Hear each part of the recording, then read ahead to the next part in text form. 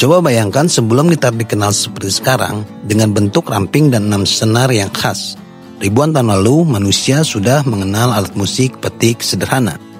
Instrumen kuno bernama citar atau sehtar dari Asia Tenggara dipercaya sebagai cikal bakal gitar. Alat itu berbentuk panjang dengan senar yang dipetik, menghasilkan nada melodius untuk mengiring nyanyian dan ritual. Dari tanah Persia, citar menyebar ke berbagai peradaban.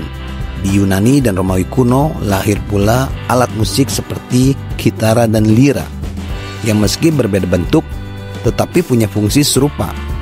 Alat musik untuk mengiringi puisi dan nyanyian.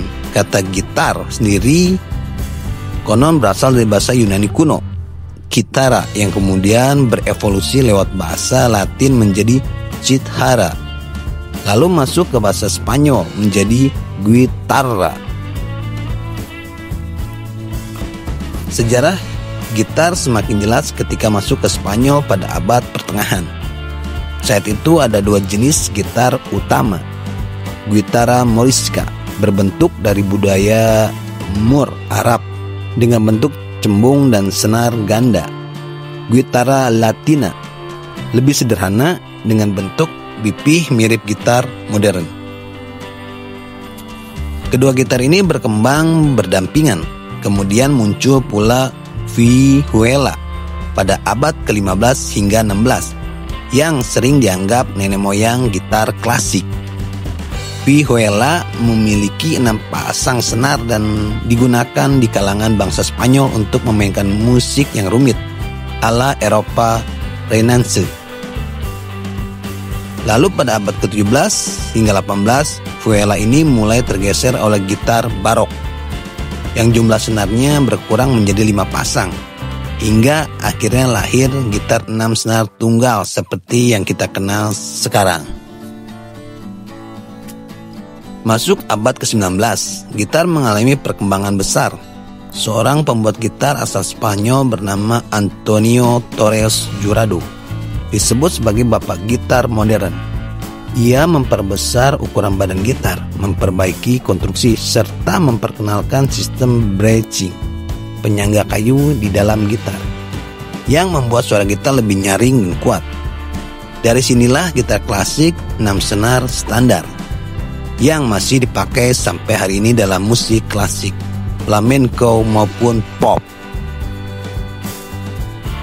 Abad ke-20 membawa perubahan radikal tahun 1930-an ketika musik jazz dan big band sedang naik daun.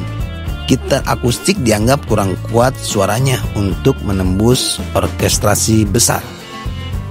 Dari sinilah muncul ide memasang pick up elektrik pada gitar yang mengubah getaran senar menjadi sinyal listrik, lalu diperkuat melalui amplifier.